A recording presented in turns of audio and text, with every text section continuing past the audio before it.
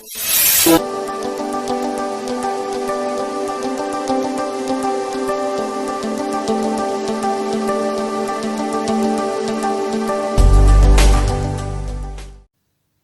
And hello everyone. इस lecture के अंदर आप सभी का स्वागत है। इसके प्रीवियस लेक्चर के अंदर अपन ने क्या देखा था? सबसे लेक्चर नंबर 1 जो था अपना, उस लेक्चर नंबर 1 के अंदर अपन ने integration can be express as the limit of sum देखा था।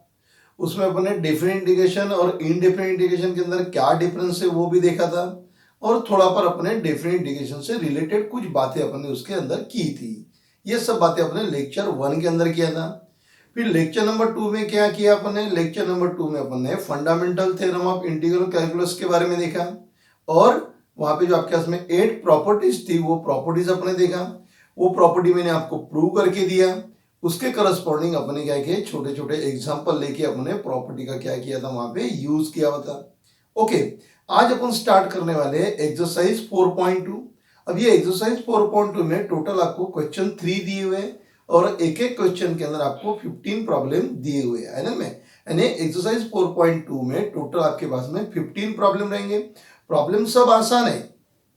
ओके, क्यों? क्योंकि आपको डेफिनेट इंटीग्रेशन के लिए इनडेफिनेट इंटीग्रेशन आना का जरूरी है, और आपको इनडेफिनेट इंटीग्रेशन अच्छी तरीके से आता ही है। ओके, तो अब चलेंगे अपन एक्सरसाइज 4.2। उसमें का पहला प्रॉब्लम क्या दिया हुआ है? फर्स्ट प्रॉब्लम में आपको integration 1 to 9 x plus 1 upon root x D x. अब ये इंटीग्रेशन है, ये डेफिनेट है। डेफिनेट है क्यों है? क्योंकि यहाँ पे लिमिट दिया हुआ है। ये जो 1 है इसको अपन लोअर लिमिट बोलते हैं, और 9 को क्या बोलते हैं अपन? अपर लिमिट बोलते हैं। ये सब अपन ने बेसिक मतलब लेक्चर नंबर 1 के अंदर अपन ने इसके बारे में डिटेल स्टडी किया हुआ है। ओके, और मैंने आपको ये भी बोला था कि आपको डेफिनेट के प्रॉब्लम सॉल्व करना है तो पहले उसको आप इनडेफिनेट के तरह ही क्या करो, सॉल्व करो। सबसे आखिरी में जब अपनी बारी आएगी तब अपन अपर लिमिट और किसका विचार करेंगे? लोअर लिमिट का करेंगे।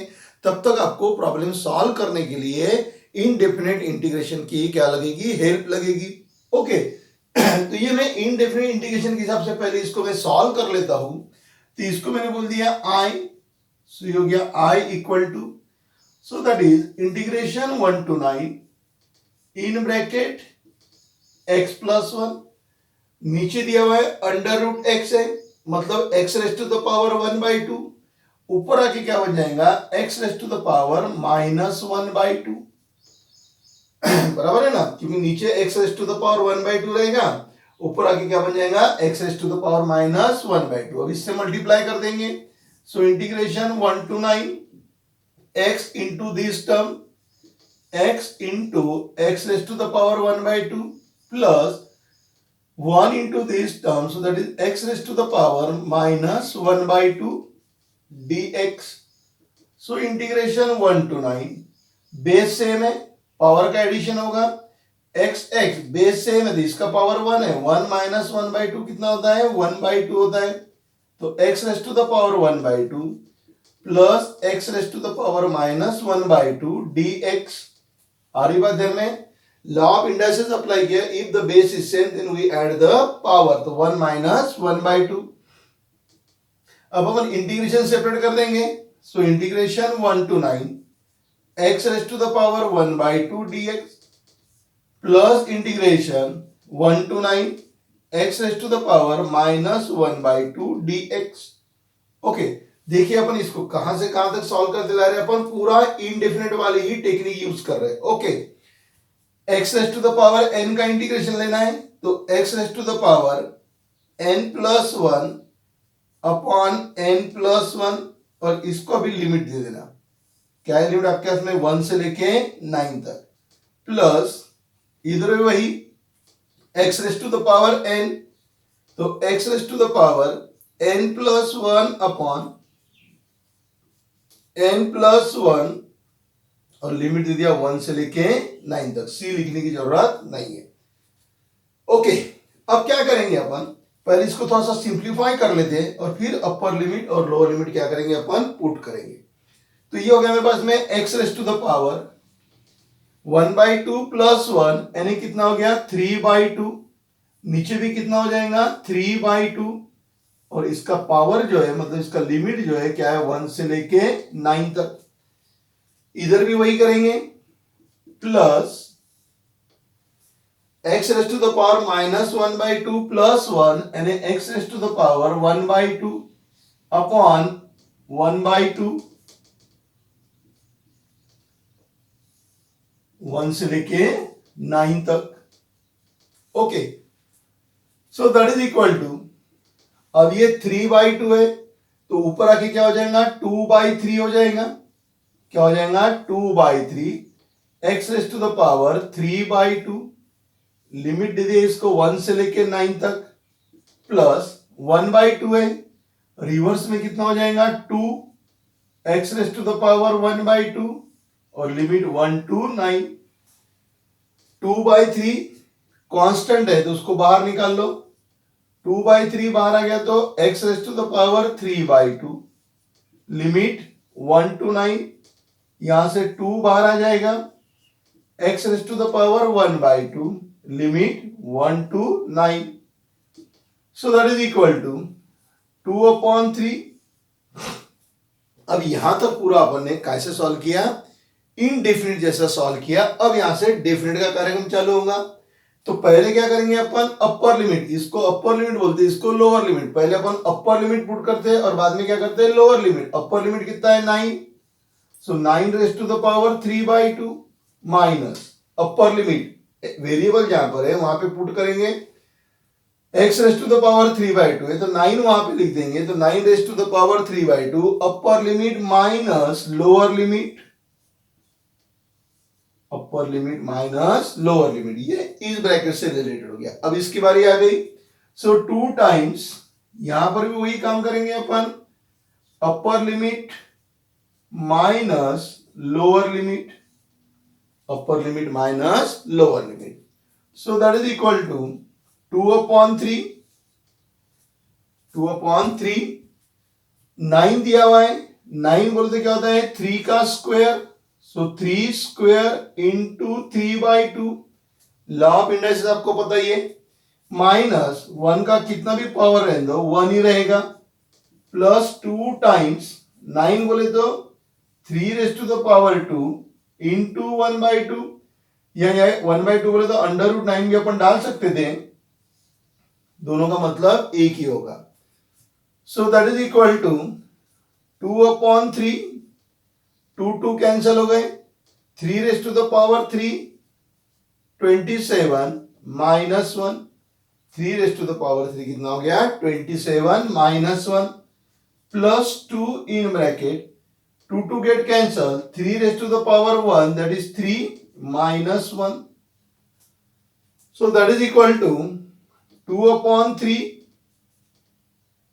into 27 minus 1 that is 26 plus 2 into 3 minus 1 that is 2, so that is equal to 2 into 26 52/3 plus 2 2 सा कितना हो गया 4 हो गया, 52/3 और 2 2 सा कितना हो गया 4 हो गया।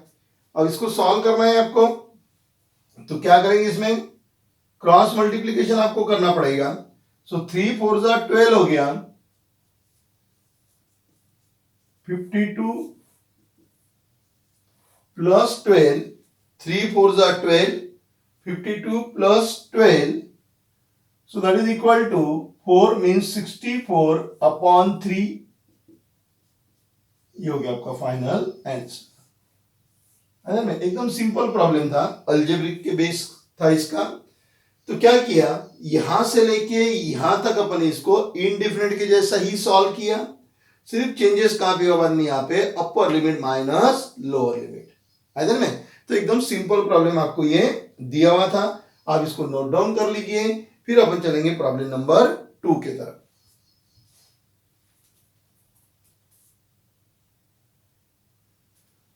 Problem number 2, I equal to integration 2 to 3 1 upon x square plus 5x plus 6 dx। Problem देखिए कौन से टाइप में जाता, इंटीग्रेशन का है, और कौन से टाइप में जाता वो जरूरी है, कांस्टेंट अपॉन क्वाड्रेटिक। अब कांस्टेंट अपॉन क्वाड्रेटिक सॉल्व करने की दो मेथड है अपने पास में, एक अगर डिनोमिनेटर के फैक्टर नहीं गिरते डिनोमिनेटर के फैक्टर नहीं ये थे, तो कंप्लीटिंग स्क्वायर मेथड दो है अपने पास में। सबसे पहले आपको जरूर है टाइप पहचान देने को ना इंटीग्रेशन के अंदर, तो ये टाइप है आपका कांस्टेंट अपॉन क्वाड्रेटिक। तो कांस्टेंट अपॉन क्वाड्रेटिक सॉल्व करने की दो मेथड है आपके पास में। पहली मेथड है आपके पास में कंप्लीटिंग स्क्वायर मेथड। कौन सी method? Completing square method. Okay, second method क्या है? अगर डिनोमिनेटर के फैक्टर गिरते हैं, अगर डिनोमिनेटर के फैक्टर गिरते हैं तो पार्शियल फ्रैक्शन। डिनोमिनेटर के फैक्टर गिरेंगे तो पार्शियल फ्रैक्शन। ओके, तो यहाँ पे डिनोमिनेटर के फैक्टर गिरते हैं तो इसको मैं पार्शियल फ्रैक्शन से क्या करूंगा? सॉल्व करूंगा। आपने इसको कांस्टेंट अपॉन क्वाड्रेटिक मतलब कंप्लीटिंग स्क्वायर मेथड से सॉल्व किया तो भी चलेगा, आंसर सेम आता है। डेफिनेट इंटीग्रेशन में आंसर हमेशा यूनिक ही आता है। ओके, वो मैंने आपको डिस्क्रिप्शन के अंदर लिख के दिया हुआ है। चलिए फिर इसको मैं अभी कहां से सॉल्व करूं? पार्शियल फ्रैक्शन से ही सॉल्व करता हूं। तो इंटीग्रेशन 2 to 3 1 अपॉन इसके फैक्टर मुझे गिराना है, तो इसके फैक्टर गिर जाएंगे x+3 और x+2। अब आप फैक्टर गिराने में आप माहिर हो, कोई आपको परेशानी जाएगी नहीं। So that is equal to, ये हो गया मेरा। अब इसको सॉल्व करूंगा मैं इंडेफिनिट की जैसे सॉल्व करना है। 1 upon x+3 x+2 equal to a upon x+3 plus b upon x+2। याद कीजिए बराबर, इनडेफिनिट में अपन ने पार्शियल फ्रैक्शन यूज किया था आइदर में, तो अपन पार्शियल फ्रैक्शन से क्या करेंगे? अभी अपन प्रॉब्लम सॉल्व करेंगे। सो 1 अपॉन x+3 x+2। कुछ देर के लिए आप क्या समझिए कि अपन इनडेफिनिट इंटीग्रेशन ही क्या कर रहे हैं? सॉल्व करेंगे आइदर में, ऐसा समझ के अपन ने प्रॉब्लम सॉल्व करना है। Equal to cross multiplication a in bracket x+2 b in bracket x+3 upon x+3 x+2। दोनों कैंसल हो गए। So 1 equal to a in bracket x+2 plus b in bracket x+3। Okay, x+3 equal to 0 means x equal to -3। So put x equal to -3 in equation 2। So 1 equal to a, x की value -3 put कर दिया, +2 -3 +3 0 होगा तो लिखने की जरूरत नहीं है। So 1 equal to -a, so therefore a equal to -1। Okay, x+2 equal to 0 means x equal to -2। So put x equal to -2 in equation 2। So 1 equal to -2 + 2 0, so it is b, x की value -2 + 3, so here we get 1, that is 1 means, so therefore b equal to 1। Okay, a और b की value कहां put करते हैं अपन? Equation 1 में put करेंगे। So equation 1 implies 1 upon x+3 in bracket x+2 equal to a की value put करते हैं -1 अपॉन x+3, b की वैल्यू 1 x+2। अब क्या करेंगे? इंटीग्रेशन लेंगे और उसको लिमिट भी दे देंगे। So integration 2 to 3 1 upon x+3 x+2 dx। यहां पर भी वही काम करेंगे, माइनस बाहर ले लिया, लिमिट दे दिया 2 to 3 1 upon x+3 dx plus integration 2 to 3 1 upon x+2 dx। Okay, पूरा इनडेफिनिट के जैसा ही सॉल्व करते ला रहे हैं अपन। इसलिए मैंने आपको बार बार बोला कि अगर आपको डेफिनेट इंटीग्रेशन अगर आपको समझना है तो उसके लिए आपको इनडेफिनेट इंटीग्रेशन आना बहुत जरूरी है। जिस बच्चे को इनडेफिनेट इंटीग्रेशन आता है, मतलब उसको टाइप पहचान जाता है, उसके करस्पॉन्डिंग उसको स्टेप्स मालूम है, उस बच्चे को कोई भी परेशानी जाएगी नहीं, है में। और आपको भी नहीं जाने को ना करके सबसे पहले आप इनडिफरेंट इंटीग्रेशन को कीजिए और फिर आप डेफिनेट इंटीग्रेशन के लेक्चर देखिए। अगर आप डायरेक्ट डेफिनेट इंटीग्रेशन के लेक्चर देखोगे तो फिर आपको बहुत सारी परेशानी का सामना करना पड़ेगा। अब ये मतलब क्या हो गया मेरा आई, तो इसको लिख दिया मैंने आई इक्वल टू माइनस, नीचे का डेरिवेटिव ऊपर है x प्लस 3, क्या है था इसका डेरिवेटिव 1, तो ऊपर है तो कोरोलरीज है मेरे पास में, तो minus log in bracket x plus 3, यहां पे लिमिट दे देंगे इसको 2 से लेके 3 तक, ओके, प्लस यहां पर भी वैसे ही नीचे के डेरिवेटिव ऊपर है आपके पास में, ये हो गया log x प्लस 2 से लेके 3 तक। जो भी आपने कोरोलरीज यूज किया होगा वो कोरोलरीज आपको यहाँ पे लिखना कैसा है जरूरी है। कौन सी कोरोलरीज यूज कर रहे हैं आप यहाँ पे, F dash X upon F of X D X equal to log X plus C वाली कोरोलरीज आपने यूज किया। So that is I equal to minus, पहले अपर लिमिट पुट करना, सो लॉग ये 3 पुट करेंगे, 3 प्लस 3 कितना हो गया 6, माइनस लोअर लिमिट कितना है 2, 2 प्लस 3 कितना हो गया 5, प्लस पहले अपर लिमिट लॉग 3 प्लस 2 कितना हो गया 5, माइनस लोअर लिमिट 2 प्लस 2 कितना हो गया 4, पहले अपर लिमिट पुट करने का बाद में लोअर लिमिट, अब माइनस से मल्टीप्लाई कर दूंगा मैं, ये हो गया minus log C minus minus plus log 5 plus log 5 minus log 4, ठीक है, ये माइनस और ये माइनस को नजदीक ले लेता हूं, log 5 कितना होगा 2 टाइम्स log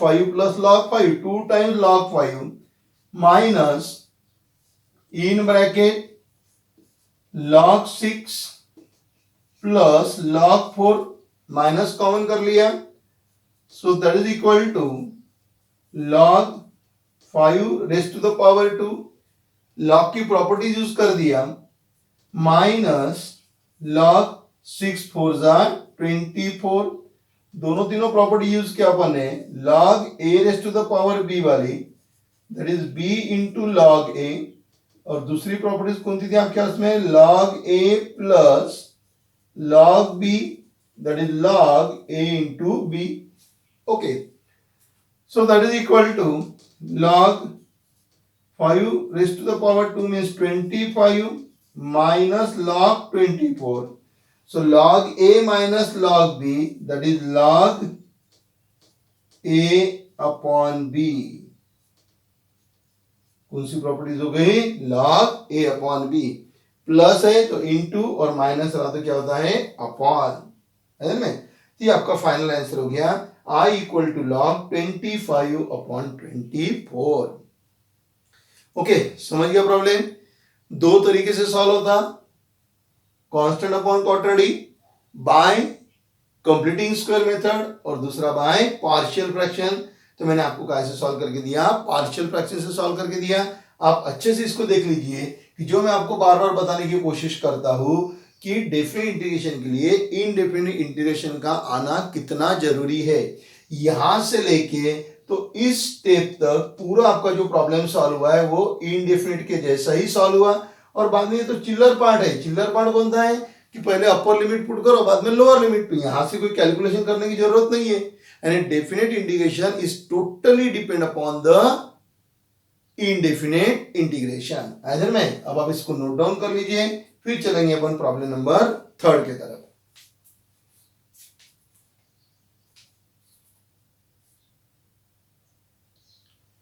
थर्ड नंबर का प्रॉब्लम लिखा हुआ है I equal to integration 0 to π/4 cot square dx। Okay, अब यहां पे देखिए cot स्क्वेयर है, अपने को मालूम है कि cot किसी का भी डेरिवेटिव नहीं है। ये जो cot स्क्वेयर है, cot स्क्वेयर किसी का भी डेरिवेटिव नहीं है। तो फिर इसके सॉल्व करने के लिए अपने को इसकी फंडामेंटल आइडेंटिटी जो उसका यूज करना पड़ेगा। फंडामेंटल आइडेंटिटी कोणती अपने पास में इससे related, cosec square x minus cot square x equal to 1। इसको इधर भेज दिया तो पॉजिटिव होगा, इसको इधर लेके आएंगे तो क्या हो जाएगा, निगेटिव हो जाएगा। So that is equal to integration 0 to pi by 4, cot square उधर चले गया तो क्या मिला आपको, cosec square x minus 1 dx। अब लिमिट सेपरेट कर देते अपन, यानी इंटीग्रेशन सेपरेट कर देते, integration 0 to pi by 4 cosec square x dx minus integration 0 to pi by 4 1 dx। So that is equal to cosec square x किसका derivative है, minus cot का, ये हो गया इंटीग्रेशन 0 टू, इसका माइनस लिख देंगे डायरेक्ट। अब ये मेरे पास में आया हुआ है यहाँ पे कोसेक स्क्वायर एक्स, ये माइनस कॉट का है तो माइनस कॉट एक्स, और लिमिट कहां से कहां तक रहेगी, 0 टू पाई बाय 4 माइनस 1 किसका डेरिवेटिव आता है, एक्स का, तो 0 to pi by 4। So that is equal to minus, पहले upper limit, so that is cot pi by 4 minus cot 0, ये माइनस मैंने बाहर निकाल लिया। अब आपके पास में क्या रह गया, कॉट एक्स, तो पहले upper limit minus lower limit minus in bracket upper limit minus lower limit, ये माइनस ऐसी रखा, cot pi by 4, cot pi by 4 कितना होता है 1 माइनस कॉट 0, कॉट 0 कितना होता है इंफिनिटी, कॉट 0 इंफिनिटी, देखना कॉट 0 0 नहीं होता है, कॉट 0 कितना होता है इंफिनिटी माइनस पाई बाय 4। इसको अगर मैं सिंप्लीफाई कर दूं तो माइनस माइनस ये हो गया -1, ये हो गया प्लस इंफिनिटी, और ये हो गया आपका माइनस पाई बाय 4। तो infinity minus 1 plus pi by 4।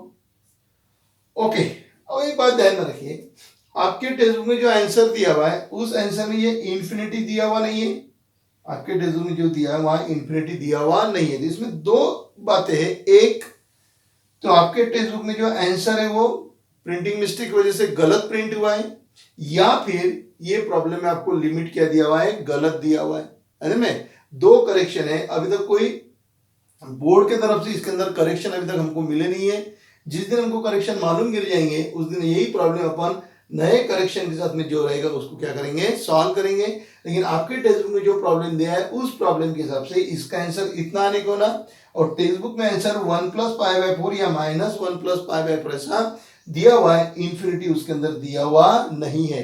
तो दो ऑप्शन है, एक तो आपके टेक्स्ट बुक में आंसर गलत प्रिंट हो गया है, या फिर आपको ये जो लिमिट देने में आ गई ये लिमिट कैसी आपके पास में गलत दी हुई है। ओके, सीबीएसई में यही प्रॉब्लम दिया हुआ है, तो वहां पे जो लिमिट है वहां की लिमिट क्या है, मैं यहां पे आपको लिख के देता हूं। लिमिट है वहां पे integration pi by 4 to pi by 2, क्या है वहां पे पाई बाय 4 से पाई बाय 2। अगर आप limit pi by 4 to pi by 2 लेते हैं तो फिर आपका आंसर जो टेक्स्ट बुक में दिया है वो आंसर क्या होता है, मैच होता है। आई थी बात में, एक तो आंसर गलत है या फिर आपका ये प्रॉब्लम गलत है। सीबीएसई के हिसाब से जो लिमिट दिया हुआ है इसका वो कौन सा दिया है, पाई बाय 4 से लेके पाई बाय 2। अगर आप ये लिमिट सॉल्व करते हो, लेके सॉल्व करते हैं, तो आपका आंसर टेक्स्ट बुक में जो दिया है वो आता है ना। ये आपके लिए छोड़ता हूं मैं, सिर्फ यहीं पर ही चेंज होगा, बाकी तो ऐसे ही सॉल्व होगा। ये जैसे माइनस कॉट पाई बाय 4 है तो पहले अपर लिमिट यहाँ क्या हो जाएगा, पाई बाय 2 माइनस पाई बाय 4, यहाँ पे पाई बाय 2 माइनस पाई बाय 4। तो आप सॉल्व करके देखिए वही आएगा, पाई बाय 2 में से पाई बाय 4 तो पाई बाय 4, और इधर 1 रहेगा, इधर क्या हो जाएगा 0, फिर ये -1 करके आपका आंसर आ जाता है में। तो लिमिट ये होना चाहिए, लेकिन आपके टेक्स्ट बुक में ये दिया हुआ है। ओके, आप नोट डाउन कर लो, फिर चलेंगे अपन प्रॉब्लम नंबर 4 की तरफ।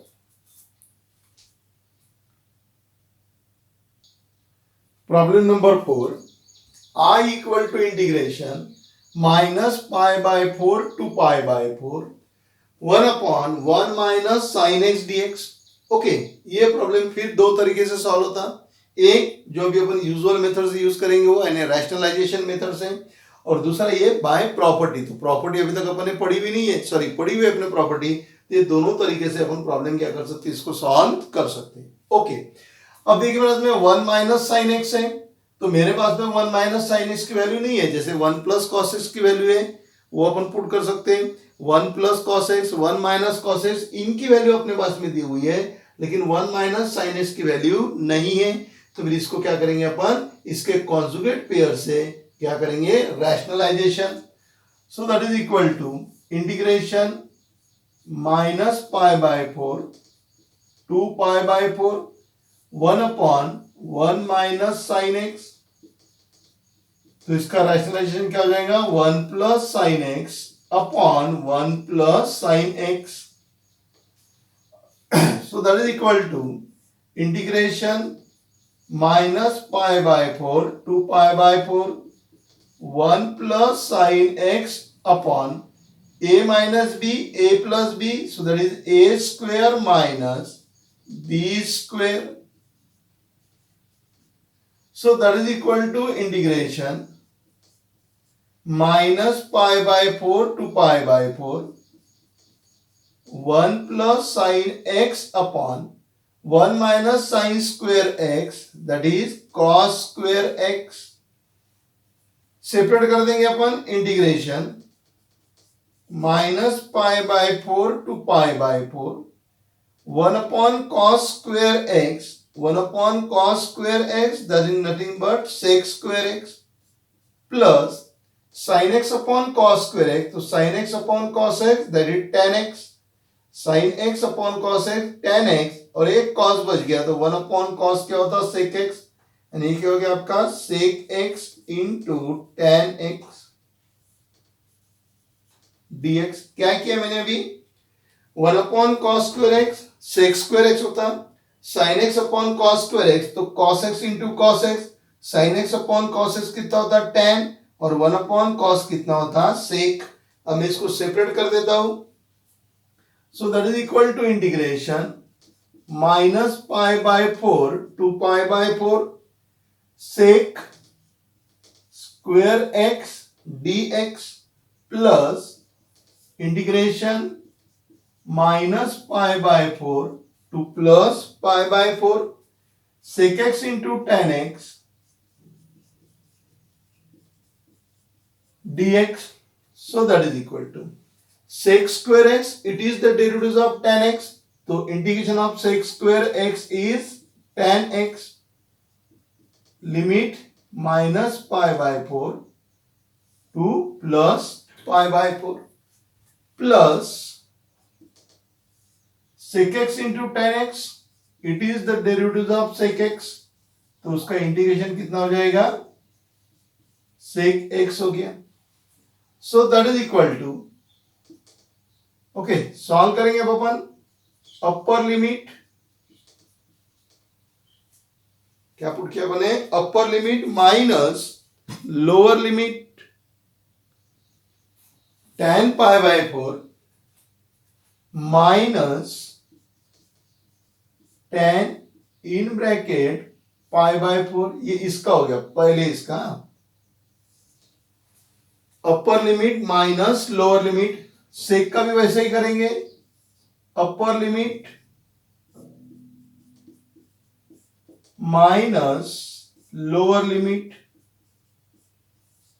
अपर limit minus lower limit. So that is equal to, ये हो गया tan pi by 4 tan minus theta that is minus tan theta, ये अपने से प्रॉपर्टी है कौन सी, tan minus theta that is equal to minus tan theta, यहां से माइनस बार आएगा, minus minus plus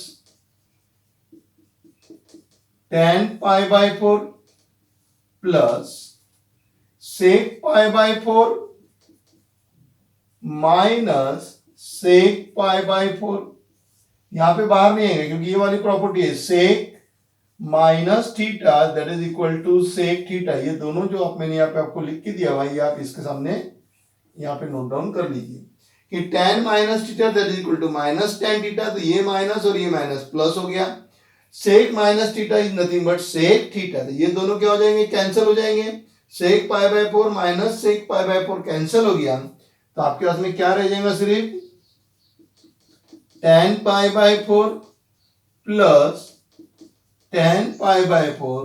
So 2 times tan pi by 4. So that is 2 into 1. So here we get 2. तो इसका आंसर कितना आ गया, 2 आ गया.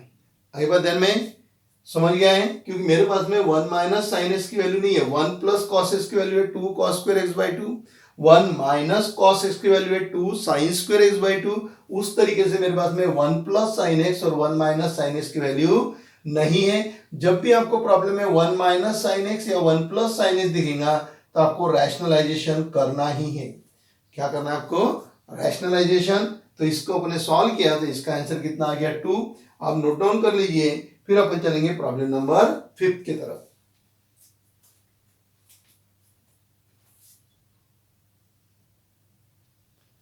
Problem number 5, I equal to integration 3 to 5 1 अपॉन under root 2x plus 3 minus under root 2x minus 3.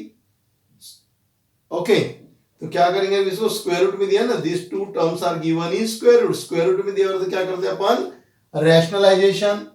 तो चलो पहले इसको रैशनलाइजेशन कर लेते हैं. तो इंटीग्रेशन 3 to 5 1 अपॉन under root 2x plus 3 minus under root 2x minus 3.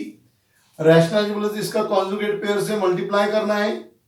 So 2x plus 3 plus under root 2x minus 3 upon under root 2x plus 3 plus under root 2x minus 3 dx. So that is equal to integration 3 to 5, 1 से इसको multiply करेंगे वही terms रहेगी, under root 2x plus 3 under root 2x minus 3 upon a minus b, a plus b, a square. इसका square करेंगे तो square और square root cancel होके 2x प्लस 3 आएगा.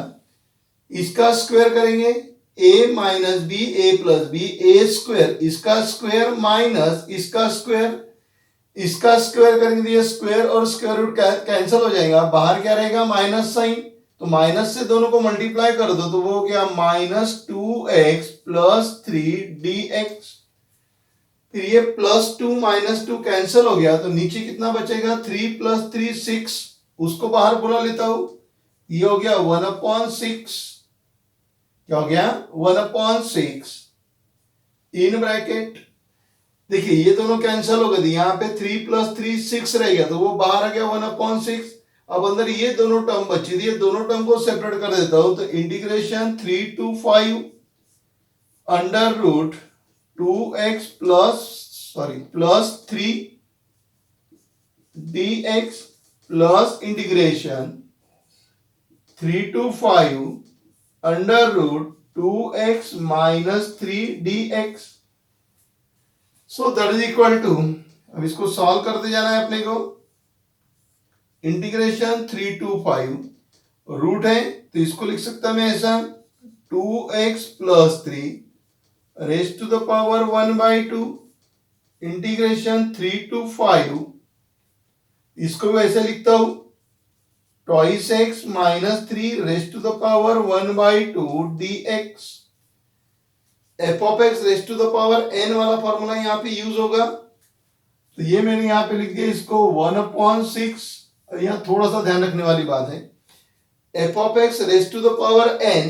तो क्या है, f of x raise to the power n का formula f of x n plus 1 upon n plus 1 into इसका derivative f of x raise to the power n, उसका है f of x raise to the power n plus 1 upon n plus 1 into derivative of f of x. तो ये 2x plus 3 इसका derivative कितना होता है 2. बच्चे ये लिखना भूल जाते हैं. प्लस अब इसका लिमिट भी दे देता हूं यहाँ पे इसको, क्योंकि इंटीग्रेशन निकाल लिया ना. तो लिमिट कितना है अपने पास में 3 to 5 है. तो यहाँ पे दे दिया 3 to 5. ये 1/6 सबको ही कॉमन है तो इधर एक और ब्रैकेट खींच लिया. बाद में प्लस साइन, देख लीजिए बराबर हो रहा क्या, f of x raise to the power n, so f of x raise to the power n plus one upon n plus one into derivative this term 1/6 दोनों को एक ब्रैकेट में डाल दिया, प्लस इसका भी वैसे ही करेंगे, F of x raise to the power n, so that is F of x raise to the power n plus one upon n plus one in bracket इसका डेरिवेटिव, सो दैट इज 2, और range आपके पास में 3 से लेके 5 तक, so that is equal to 1/6 in bracket. Okay, इसको solve करके दिए कितना हो जाएगा, 3/2 हो जाएगा। देखिए ना, 1 + 2 + दैट इज 3/2, फिर 2 और 2 कैंसिल हो गया, तो यहाँ कितना रहेगा 3, एंड अब मेरे पास में आ गया 2x + 3 raise to the power 3/2 upon 3 3 to 5, yes or no, 1/2 + 1 3/2, तो 2 2 कैंसिल होके क्या बचेगा 3, वैसे ही उधर भी हो जाएगा, so in bracket twice x - 3 raise to the power 3/2 upon 3, और लिमिट आपके पास में 3 to 5। ओके, अब यहां से 1/3 बाहर आ गया, ये देखो 1/6, इसको ब्रैकेट में रखता, यहां से 1/3 बाहर ले लिया, आपके पास में क्या रह गया 2x + 3 raise to the power, एक minute, 2x + 3 raise to the power 3/2, और रेंज है 3 to 5 प्लस 1/3, यहां से भी 1/3 बाहर आ गया, तो अपने पास में ब्रैकेट में क्या रह गया 2x - 3 raise to the power 3/2, और लिमिट क्या दिया है 3 से लेके 5 तक। अब दोनों जगह 1/3 है, कॉमन निकाल लेता हूं, तो यहां से 1/3 बाहर आके इसके साथ में एडजस्ट हो गया, तो 1/18 क्या हो जाएगा 1/18। ओके, अब अपर लिमिट पुट करेंगे, पहले अपर लिमिट बाद में लोअर लिमिट, ये समझ गया 18 कैसा बना, यहां से 1/3 बाहर आ गया, तो इधर 1/3 आएगा, तो कितना हो जाएगा 1/18। अब पहले अपर लिमिट पुट करते हैं, तो ये हो गया 2, पहले अपर लिमिट पुट करेंगे तो 5 आ जाएगा, 2 × 5 कितना हो गया 10, 10 + 3 कितना हो गया 13, एंड ये हो गया 13 raise to the power 3/2 minus lower limit put करेंगे, लोअर लिमिट कितना है 3, तो 3 2 जा कितना हो गया 6, 6 + 3 कितना हो गया 9, और 9 बोले तो क्या लिख सकते हैं अपन 3 उसका square, so that is 3 square into 3/2 plus, देख लीजिए बराबर समझ में आया क्या, फिर समझा देता हूं आपको। पहले अपर लिमिट पुट करेंगे, अपर लिमिट कितना है 5, 5 2 जा 10, 10 + 3 कितना हो गया 13 raise to the power 3/2। Lower limit put करेंगे, लोअर लिमिट 3 है, तो 3 2 जा कितना हो गया 6, 6 + 3 कितना हो गया 9, 9 बोले तो 3 रेज टू द पावर 2, और रेज टू द पावर 3/2। ठीक है, ये 1/3 तो बाहर आ गया, यहां पर भी अपर लिमिट पुट करेंगे, 5 2 जा 10, 10 - 3 7, so that is 7 raised to the power 3/2 minus lower limit put करो 3, 3 2 जा 6, 3 2 जा 6, 6 minus 3, so that is 3 raised to the power 3/2, ये हो गया close, so that is equal to 1/18, 13 raised to the power 3/2, तो इसको क्या लिख सकते हैं अपन 13√3, सॉरी √13, 13√13, ये 2 2 कैंसिल हो गया, minus 3 raise to the power 3 that is 27, plus 7 raise to the power 3/2 को भी अपन लिख सकते हैं 7√7, minus 3 raise to the power को भी लिख सकते हैं 3√3। ओके, ये आपका हो गया फाइनल आंसर। अरे मैं ये समझ गया ना कैसे लिख सकते हैं, अरे मैं नहीं समझ गया तो यहां समझा देता हूं। x raise to the power मेरे पास में 3/2 है, मैं x raise to the power 3/2 को क्या लिखूंगा 1 + 1/2, 3/2 को 1 + 1/2, अगर आप इसको सॉल्व करेंगे तो 3/2 मिलेगा, सेपरेट करूंगा तो x raise to the power 1 × x raise to the power 1/2, तो x √x। ओके, अब x के जगह यहाँ 13 है, यहाँ पर 7 है और यहाँ पे 3 है। ओके, ये हो गया आपका प्रॉब्लम नंबर 5 हो गया। अब चालू करेंगे अपन प्रॉब्लम नंबर 6। आप इसको नोट डाउन कीजिए, थोड़ा कैलकुलेशन पे आप फोकस कीजिए, नहीं तो आपका आंसर गलत होने के चांसेस रहेंगे। Problem number 6, I equal to integration 0 to 1 x square minus 2 upon x square plus 1 dx। Algebraic है, अल्जेब्रिक है तो अपन पहले चेक कर लेते कि इम्प्रॉपर फंक्शन है कि प्रॉपर फंक्शन है। तो ये आपका जो है ये इम्प्रॉपर फंक्शन है, क्यों? क्योंकि न्यूमरेटर की डिग्री और डिनोमिनेटर की डिग्री सेम है। When the degree of numerator is greater than or equal to degree of denominator, then that is the function is the improper function।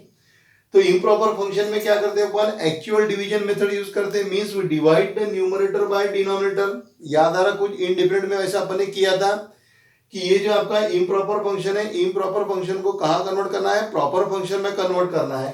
तो प्रॉपर फंक्शन में convert करने के लिए अपन numerator को denominator से क्या करते हैं? डिवाइड करते हैं। काय के लिए डिवाइड करते हैं? कि we adjust the denominator in numerator. ये जो आपका फंक्शन है, ये आपका फंक्शन अल्जेब्रिक इंटीग्रेशन है। अल्जेब्रिक इंटीग्रेशन में पहले अपन ने चेक कर लिया ये प्रॉपर है कि इम्प्रॉपर है, तो ये इम्प्रॉपर है।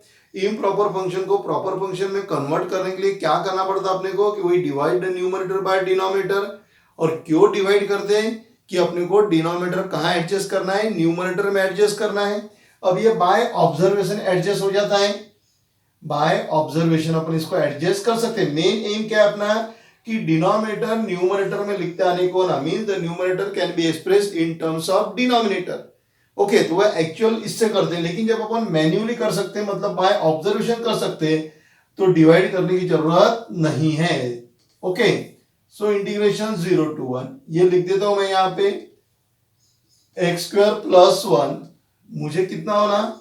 -2 होना। तो क्या कर दूंगा मैं? -3 upon x square plus 1। Adjust the denominator in numerator, denominator numerator में एडजस्ट कर दिया, न्यूमरेटर बैलेंसली रहने को ना करके क्या कर दिया? -3। एक्चुअल डिवीजन में भी अपन वही करते हैं। ओके, अब इसको सेपरेट कर दूंगा मैं यहां से। इंटीग्रेशन 0 to 1, इनको इसके साथ में लेके आ गया x square plus 1 upon x square plus 1, 3 upon x square plus 1 dx। So integration 0 to 1, ये दोनों कट गए तो यहां कितना रह गया? 1।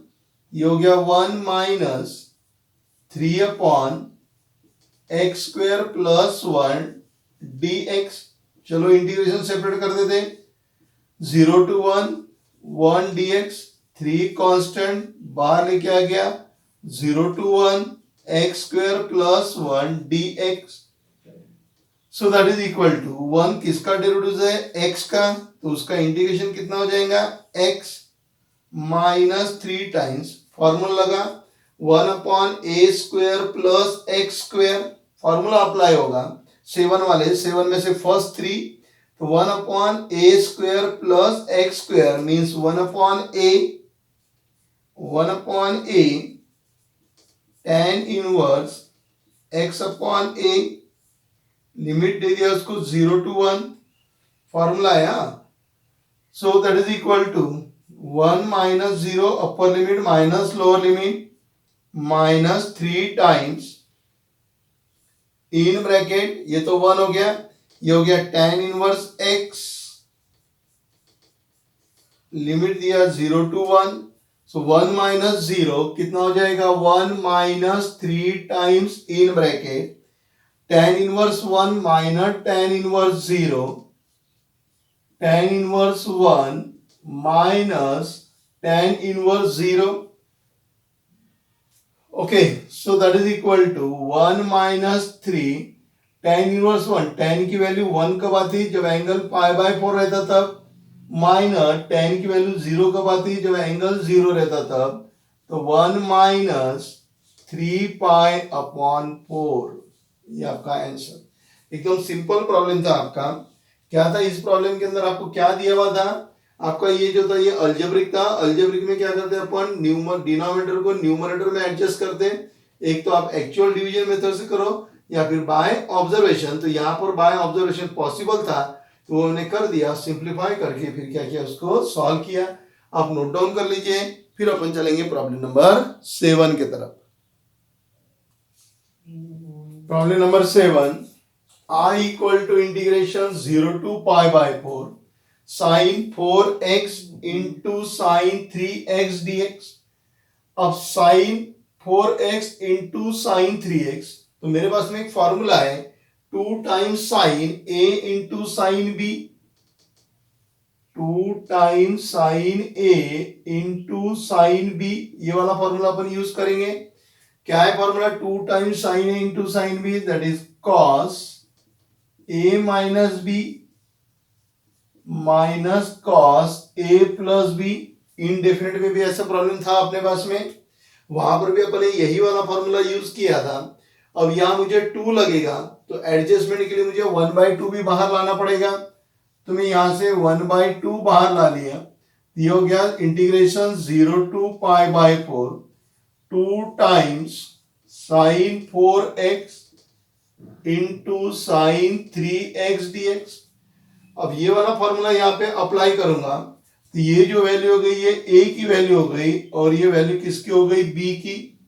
तो फॉर्मूले के हिसाब से क्या हो जाएगा, 1/2 integration 0 to π/4 cos a minus b cos a minus b minus cos a plus b। Okay, cos a minus b, इसको a बोला इसको b बोला, तो cos a minus b minus cos a plus b, so that is equal to 1/2 integration 0 to π/4 in bracket 4x minus 3x, that is x minus cos 7x dx। चलिए integration separate कर देते हैं। 1/2 पहला integration रहेगा 0 to π/4 cos x dx minus integration 0 to π/4 cos 7x dx, so that is equal to 1/2 cos किसका derivative है, sign का, तो cos x का इंटीग्रेशन क्या हो जाएगा, साइन हो जाएगा, so that is sin x 0 to π/4 minus फिर से cos f of x। तो पहले cos के बारे में सोचना, cos किसका इंटीग्रेशन है, सॉरी डेरिवेटिव है, cos it is the derivative of sin, तो cos का इंटीग्रेशन क्या हो जाएगा, sin। तो ये cos f of x है, ये क्या हो जाएगा, sin f of x upon f dash x, sin f of x upon f dash x। Integration है तो नीचे, डेरिवेटिव रहा तो सामने आता था, π/4। देख लीजिए यहां तक आपको समझा क्या पहले?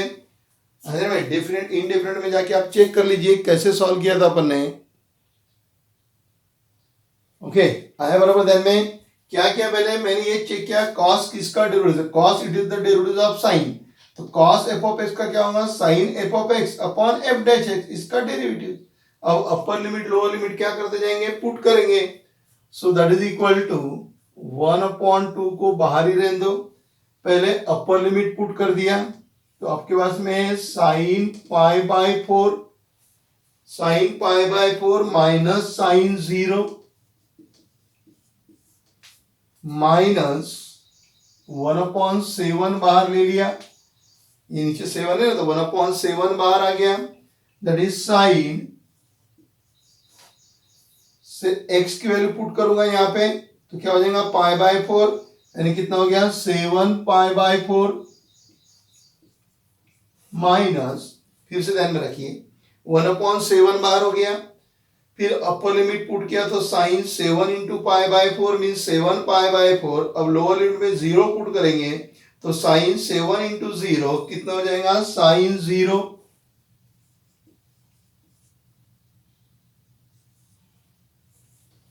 ओके, अब फिर आपको सॉल्व करते जाना है अब, so that is equal to 1/2 sine pi by 4, sine pi by 4 बोले तो 45 डिग्री, साइन 45 डिग्री कितना होता है, साइन पाई बाय 4 की वैल्यू 1/√2 माइनस साइन 0 की वैल्यू 0 माइनस 1/7 इन ब्रैकेट। अब यहां थोड़ा सा देखिए, साइन 7 पाई बाय 4 है।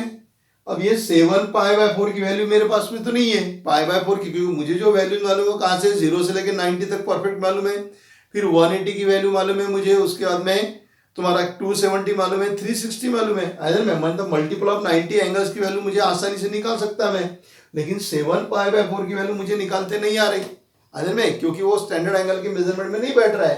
तो फिर अपन क्या करेंगे, ये 7 पाई बाय 4 को इस तरीके से कन्वर्ट करते हैं कि उसकी वैल्यू अपने को मालूम होना चाहिए। तो ये जो 7 पाई बाय 4 है, ये 7 पाई बाय 4 को मैं ऐसा लिख सकता, अगर मैंने इसको ऐसा लिख दिया, ये 7 पाई बाय 4 होता क्या, देखो 4 से इसको डिवाइड कर देना, 4 के टेबल में 8 आता, कैसे ध्यान में रखना मैं आपको बता दूं, ये जो मैंने आपको डायरेक्ट लिखा हुआ है ये किस तरह लिखा हुआ है आपको समझा के देता हुआ है।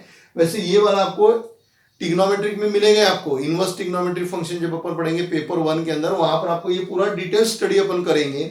फिलहाल अपने को ये प्रॉब्लम सॉल्व करने के लिए जितना जरूरी है उतना मैं आपको समझा दे रहा हूं। ये 7 पाई बाय 4 है, 7 पाई बाय 4 की वैल्यू मुझे मालूम नहीं है, मुझे वैल्यू किसकी मालूम है, 0 की वैल्यू में pi by 3, pi by 4, pi by 6, pi by 2 pi, 2 pi, 3 pi, 4 pi, how many pi, इन सब की वैल्यू मुझे क्या है पता है, लेकिन ये 7 पाई बाय 4 है, इसकी वैल्यू मुझे पता नहीं है। ओके, तो क्या कर रहा हूं मैं, 4 के टेबल में 8 आता है, तो 4 के टेबल में 8 कब आता, 4 2 जा, तो मैंने क्या किया 2 पाई माइनस पाई बाय 4, क्योंकि 1 से कम जा रहा ना, 7 पाई है और मुझे कितना होना, मेरे पास में क्या आ रहा 8 पाई, मतलब 1 पाई कम हो रहा है, तो मेरे पाई बाय 4, अगर मैं इसको सॉल्व करूं तो वो मुझे मिलता है, देखिए नहीं मिलेगा क्या, 4 2 जा 8 पाई minus pi upon pi 7 pi upon 4, आगे बराबर। तो ये जो 7 पाई अपॉन 4 है, इसकी जगह मैं इसको लिख देता हूं, sine in bracket 2 pi minus pi by 4, sine 0 का तो प्रॉब्लम नहीं है अपने पास, वो तो आसानी से अपने को समझ जाता, sine 0 0, so that is equal to 1/2, टैमटा हो गया इन दोनों का, जब उनका टैमटा हो जाएगा तो क्या रहेगा 1/√2 रहेगा, माइनस 1/7 इन ब्रैकेट साइन। अब आगे फिर से यहां पे अपन देखिए साइन 2 पाई है, तो साइन 2 पाई है तो रेशियो चेंज नहीं होता, यानी साइन अगर n पाई है, sine n pi minus theta है तो साइन ही रहेगा, साइन n पाई अगर है, पाई 2 पाई 3 पाई 4 पाई, तो साइन का रेशियो चेंज नहीं होता, पाई बाय 2 रहा तो रेशियो चेंज होता, लेकिन पाई अगर है तो ट्रिग्नोमेट्रिक रेशियो चेंज नहीं होता, तो साइन 2 पाई तो रेशियो चेंज नहीं होगा, तो sine n pi minus theta that is equal to sine theta, तो थीटा की जगह कौन है पाई बाय 4, इसको बराबर देखिए sine n pi minus theta that is equal to sine theta. अब यहाँ पे प्लस माइनस आएगा, वो मैं आपको थोड़ी देर बाद समझा देता हूं कि प्लस माइनस ये क्या झंझट है अपने पास में।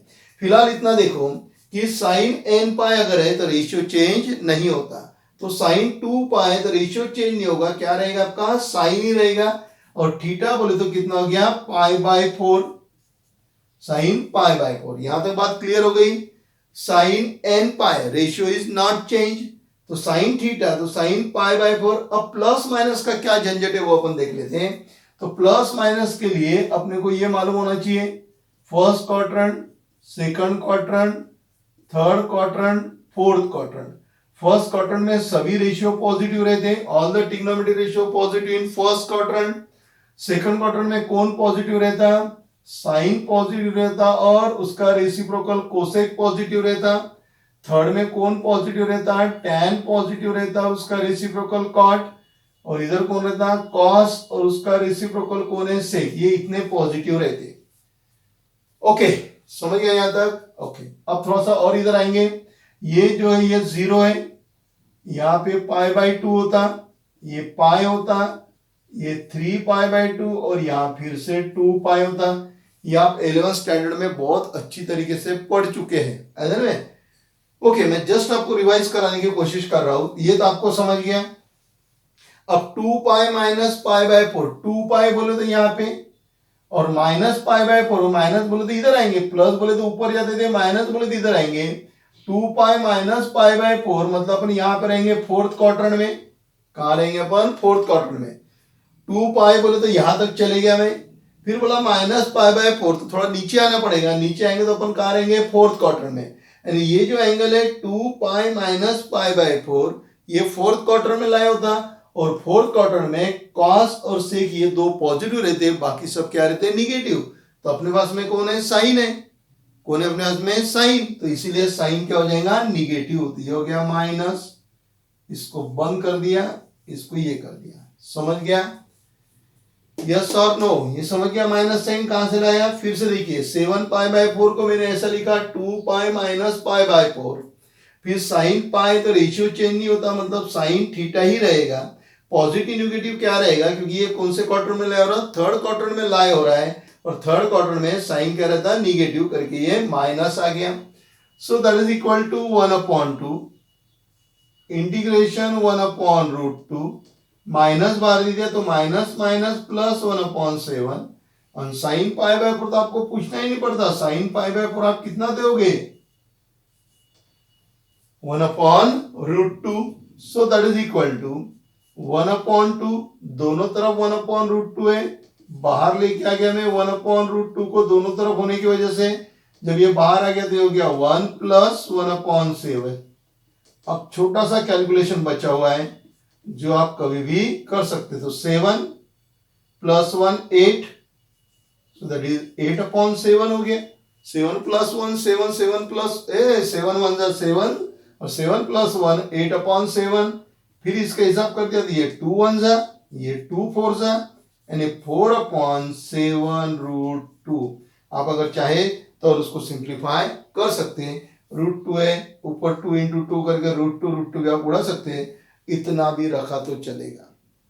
अगर में तो ये प्रॉब्लम आपने इनडेफिनेट इंटीग्रेशन के अंदर भी सॉल्व किया हुआ है, वही वाला फॉर्मूला अप्लाई किया हुआ है, सॉल्व करते आ गए। ये थोड़ा सा आपको नया पढ़ने को मिला इस प्रॉब्लम के अंदर। तो ये जो स्टेप्स है, ये दोनों स्टेप क्या करके रखो? आप मार्क करके रखो अगर में, और ये वाला जो मैंने यहाँ पे लिखा हुआ है ये थोड़ा सा आप ध्यान में रखिए।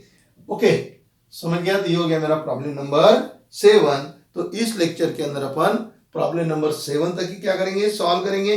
पूरे प्रॉब्लम अगर एक ही लेक्चर के अंदर अगर अपन ने ले लिए तो आपका जो लेंथ है, जो लेक्चर की लेंथ है, वो लेंथ काफी बड़ी हो जाती है, फिर आप लोगों को उसमें देखने में परेशानी आएगी।